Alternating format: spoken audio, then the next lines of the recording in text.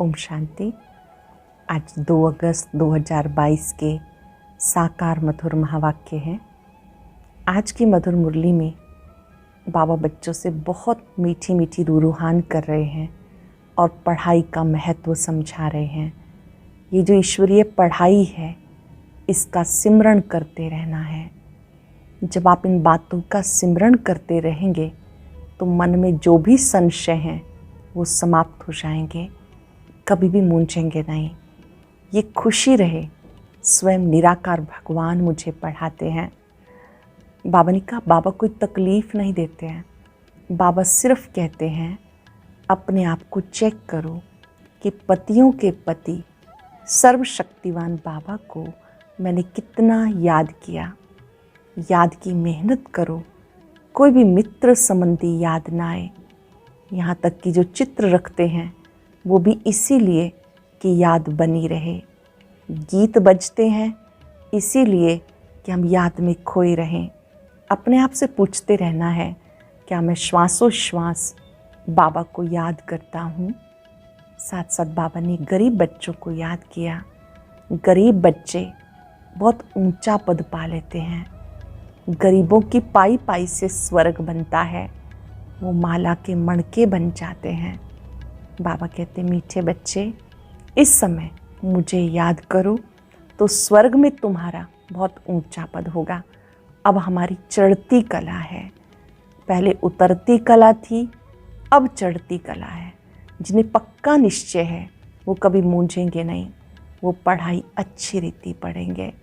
सुनते हैं बाबा के मधुर बोल, बाबा के शब्दों में। बाबा कहते, मीठे बच्चे, पढ़ाई का सिमरण करते रहो तो कभी किसी बात में मूंझेंगे नहीं।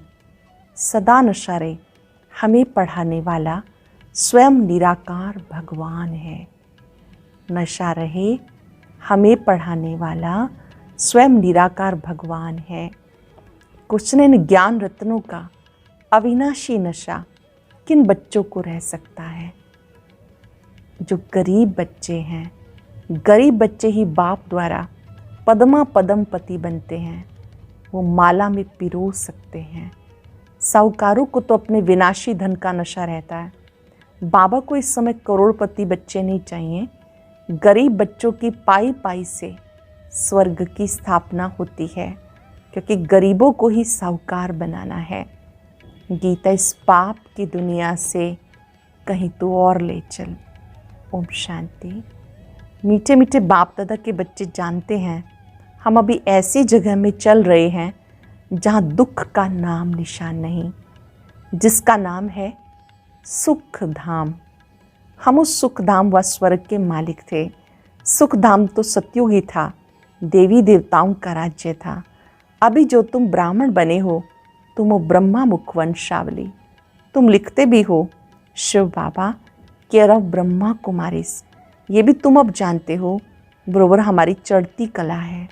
चढ़ती कला और उतरती कला को तुम बच्चों ने अच्छी रीति समझा है। तुम ये भी समझते हो, भारत जब चढ़ती कला में था तो उनको देवी देवता कहते थे। अभी उतरती कला में है, इसलिए उन्हें देवी देवता नहीं कह सकते। अभी अपने को मनुष्य समझते हैं।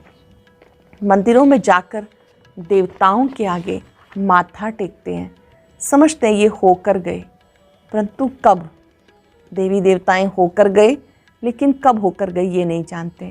तुम किसी को भी समझा सकते हो, क्राइस्ट से 3000 वर्ष पहले भारत स्वर्ग था। अब तुम समझ गए हो कि चक्र को अब फिरना ही है, पति दुनिया को पावन बनना ही है। अब तुम बच्चों की बुद्धि में है, हम बाप द्वारा मनुष्य से देवता बन रहे हैं। तुम्हारी बुद्धि में है, हम बाप द्वारा मनुष्य से देवता बन रहे हैं। बाप पढ़ाते हैं, ये नशा चढ़ना चाहिए। गाया हुआ है भगवान वाच, मैं तुम्हें राजयोग सिखाता हूँ। सिर्फ ये भूल कर दी जो बाप के बदले बच्चे का नाम डाल दिया। इस भूल को भी तुम बच्चे ही समझते हो और कोई समझते नहीं। अब तुम बच्चों की बुद्धि में आया, हम फिर से शांति धाम से सुख धाम जाने के लिए पावन बन रहे हैं। गाते हैं पतित पावन आओ।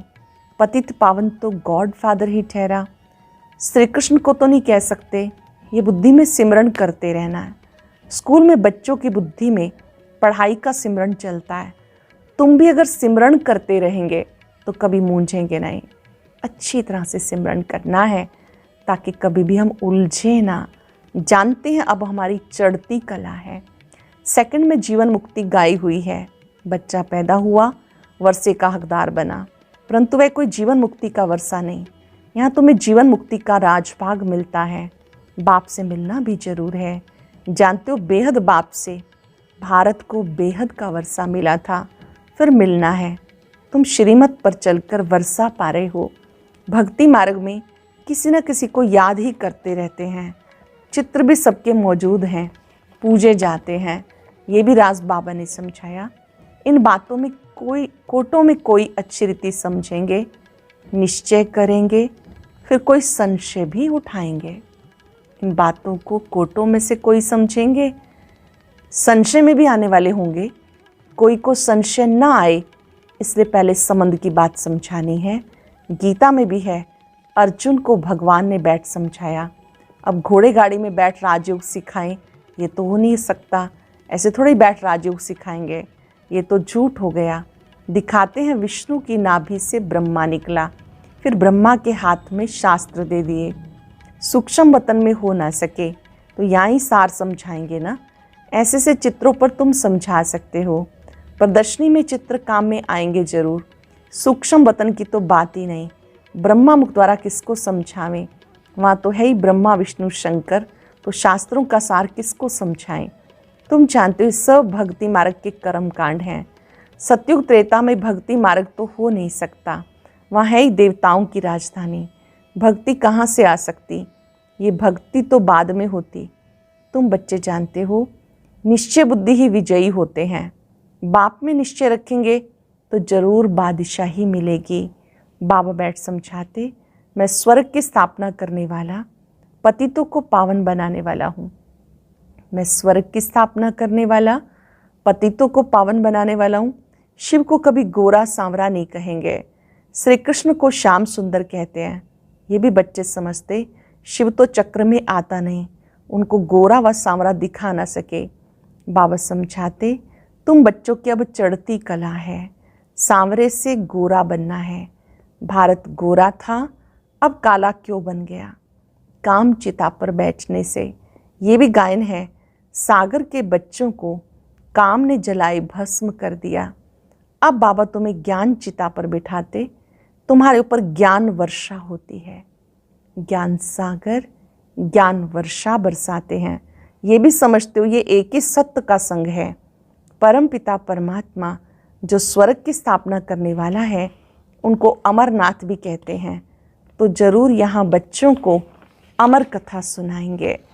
पहाड़ पर सिर्फ एक पार्वती को बैठ सुनाएंगे क्या?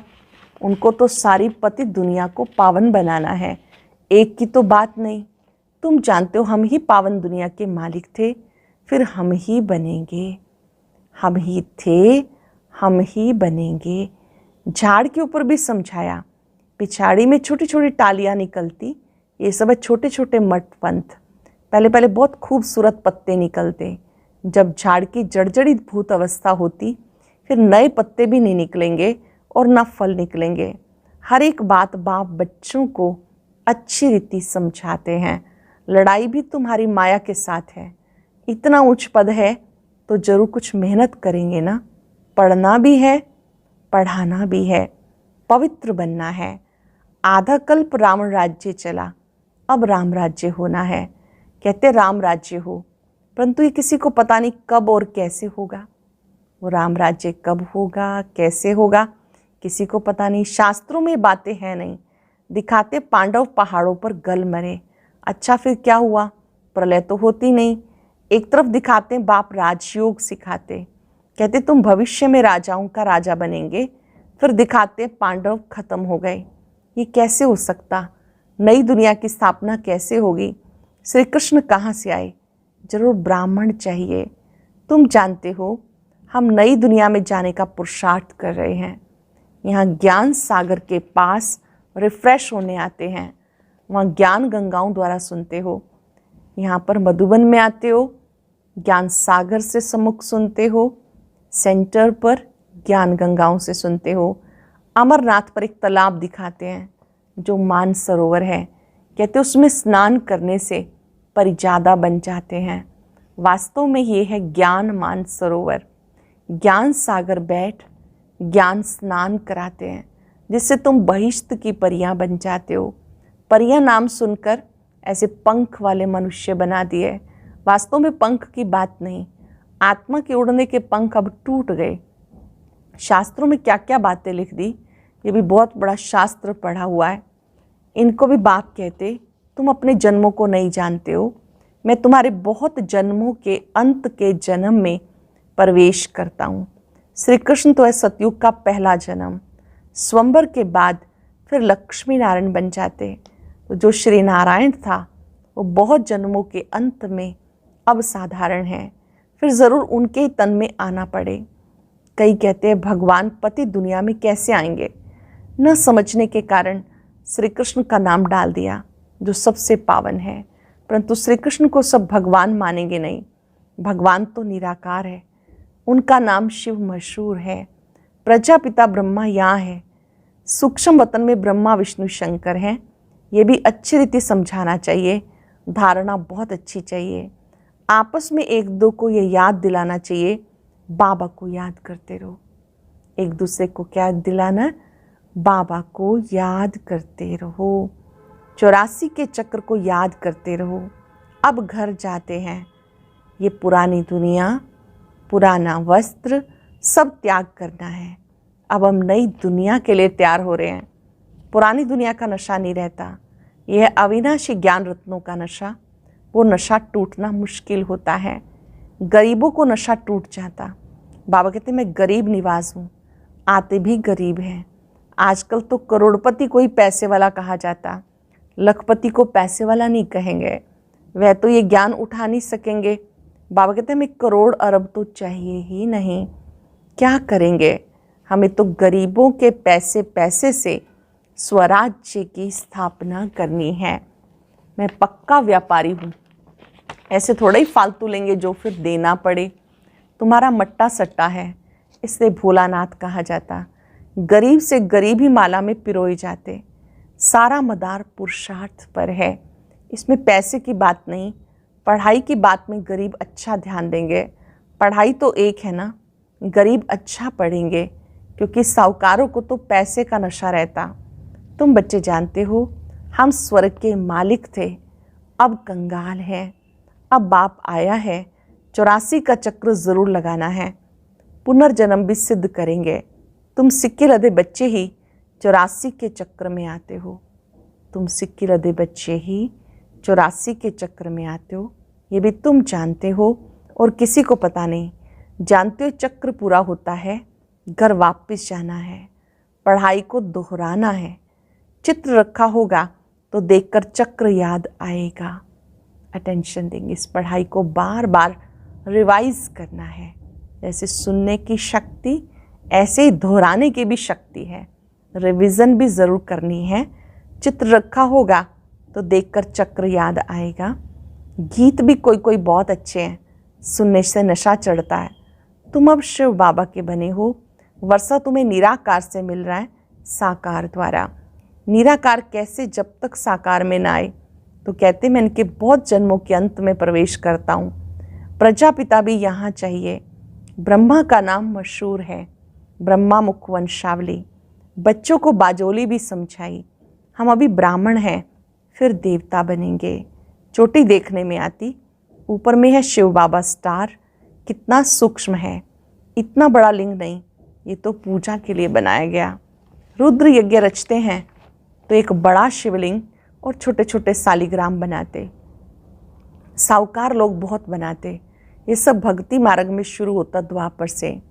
पहले होती है 16 कलाएँ, फिर 14 कलाएँ। कलाएँ कम होते होते अभी कोई कला नहीं रही। ये बाप बैठ समझाते, बाप और कोई तकलीफ़ नहीं देते। नोट करते जाओ पतियों के पति को कितना टाइम याद किया। अब वे बेचारी सगाई चाहिए ना, मित्र संबंधी आदि सब भूल जाएं, एक से ही प्रीत रखनी है। इस विषय सागर से क्षीर सागर में जाना है। आत्माओं की बैठक तो ब्रह्म महातत्व में है। क्षीर सागर में विष्णु को दिखाते हैं। विष्णु और ब्रह्मा द्वारा तुम्हें समझाते, तुम फिर विष्णुपुरी क्षीर सागर में चले जाते हो। अब बाबा कहते, माम एकम याद करो और कोई तकलीफ नहीं देते, सिर्फ एक बाबा को याद करो। करेंगे 5 सेकंड, उस महाज्योति पर एकाग्र हो जाएंगे।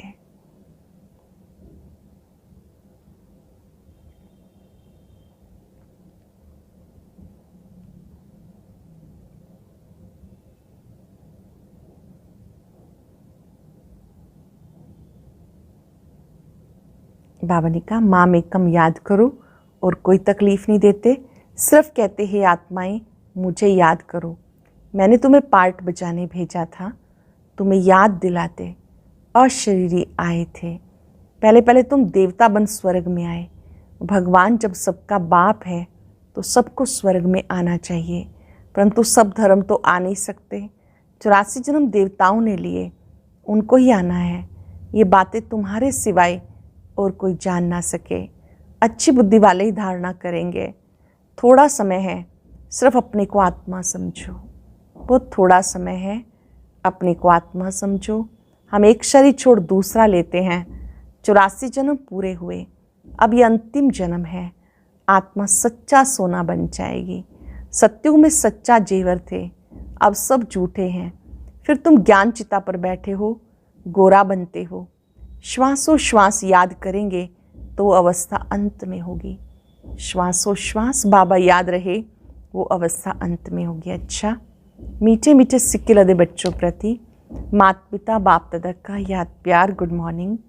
रूहानी बाप की रूहानी बच्चों को नमस्ते। रूहानी बच्चों की रूहानी बाप दादा को नमस्ते, गुड मॉर्निंग। शुक्रिया बाबा, शुक्रिया। धारणा के लिए सार।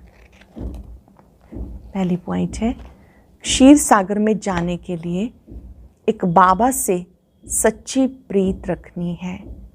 एक की ही अव्यय बिचारी याद में रहना है और सबको एक बाप की याद दिलानी है। विनाशी धन का नशा नहीं रखना, ज्ञान धन के नशे में स्थायी रहना है। पढ़ाई से ऊंच पद पाना है। वेरी स्पेशल वरदान, बाप की मदद द्वारा उमंग उत्साह और हल्केपन का, अथकपन का अनुभव करने वाले कर्म योगी भव। बाप की मदद द्वारा उमंग उत्साह और अथकपन का अनुभव करने वाले कर्म योगी भव। कर्म योगी बच्चों को कर्म में बाप का साथ होने के कारण एक्स्ट्रा मदद मिलती है। कोई भी काम भले कितना भी मुश्किल हो, बाप की मदद उमंग उत्साह, हिम्मत, अथकपन की शक्ति देने वाली है।